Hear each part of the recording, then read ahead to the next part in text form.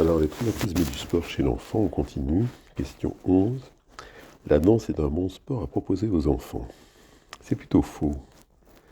Toutes les petites filles rêvent de devenir danseuses étoiles. Leurs parents les y encouragent, en sont fiers et ils sont persuadés que leur enfant va s'épanouir harmonieusement sur le plan mental et physique. L'image toujours souriante et belle des danseuses est en effet celle de femmes en pleine forme. La danse est un art qui permet effectivement à l'enfant de s'épanouir dans son exercice ou au spectateur d'apprécier la grâce d'un moment lorsqu'il assiste à une représentation. Mais il est évident que pour obtenir cet instant magique, une technique rigoureuse est indispensable. Elle est ensuite adaptée à la chorégraphie, mais des années d'entraînement sont nécessaires pour y parvenir. Cela est vrai pour tous les sports, mais seulement jusqu'à un certain point. La danse a cette particularité de demander dès le plus jeune âge de maintenir des attitudes ou positions qui ne sont pas naturelles.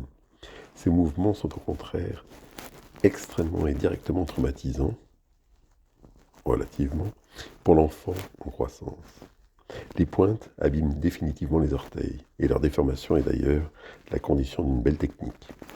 Les demi-pointes traumatisent la voûte plantaire, de la peau au tendon et aux os. Ces lésions sont définitives et seront ultérieurement très douloureuses, du fait de tendinites fréquentes, difficiles à soigner, ou de crises d'arthrose précoces qui nécessitent parfois même une intervention chirurgicale. De la même manière, il est demandé aux jeunes danseurs de se déplacer en hyperrotation externe des deux jambes.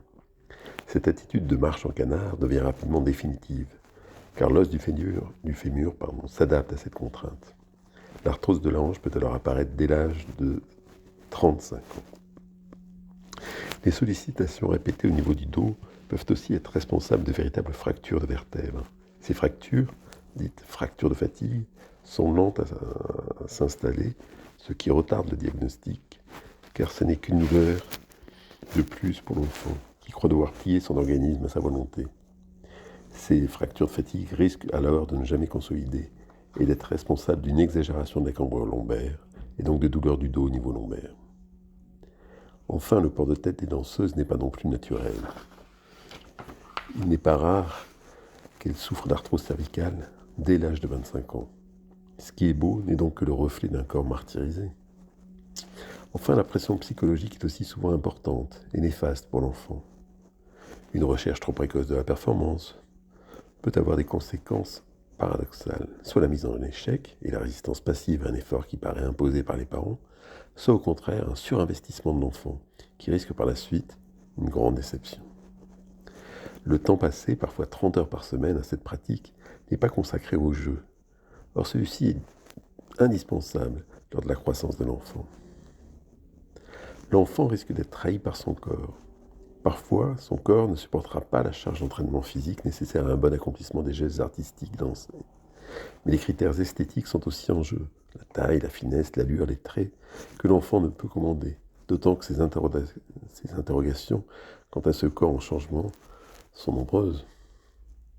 L'enfant est partagé entre son envie d'exprimer des sentiments par son corps, simplement et spontanément, comme tous les enfants, et la nécessité de suivre le rythme imposé par les cours de danse. Il y a parfois du mal à faire la distinction entre la réalisation artistique et la réussite technique d'une chorégraphie. Son doute ne doit pas être négligé alors, parce que ces critères d'appréciation ne sont pas ceux de l'adulte, et que le temps, la distance, le nombre de buts ne sont pas là pour indiquer ce qui est bon. On ne peut cacher que cette passion de l'enfant pour la danse demande beaucoup trop d'efforts et entraîne trop de souffrances immédiates et ultérieures pour être réellement bénéfique à la croissance. En revanche, une pratique beaucoup plus légère de la danse classique épanouit bien des jeunes filles.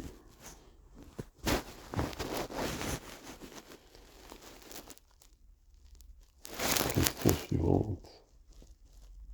La 13. Les enfants se font très peu souvent de vraies entorses de cheville. C'est faux en fait.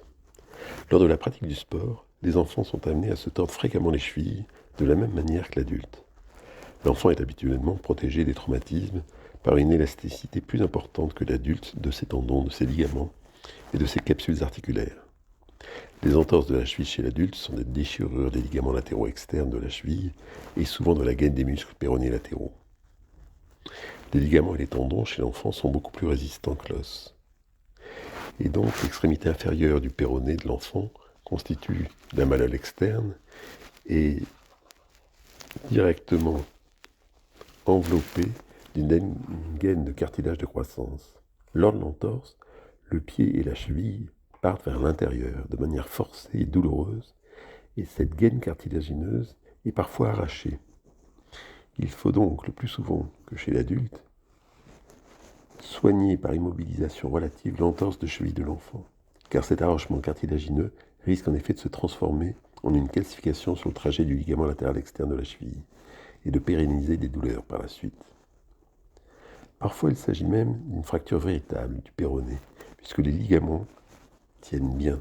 Les forces se portent sur l'os de la jambe qui, très souple et malléable, peut se tordre, se fendiller ou même se fracturer. La kinésithérapie est toujours nécessaire par la suite pour éviter la récidive d'entorse ou l'instabilité chronique de la cheville. L'enfant peut donc se faire des entorses sévères de la cheville qui méritent la même attention et le même traitement que pour l'adulte.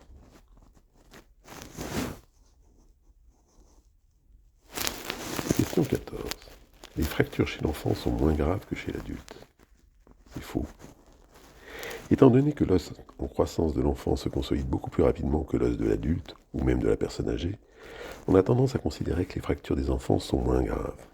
Et pourtant, elles sont parfois plus graves, car si les temps de consolidation sont effectivement raccourcis, cette dernière se fait sur un os en croissance, et toute déviation se trouve exagérée au moment de la consolidation de la fracture et pendant la croissance ultérieure. Il faut donc que les axes soient parfaitement respectés lorsqu'on immobilise une fracture chez un enfant. La croissance des os se fait chez lui de deux manières. Premièrement, par des cartilages de conjugaison situés aux extrémités de chacun des os longs des membres. Deuxièmement, par un cartilage dit d'encroûtement qui recouvre chacun de ces os longs.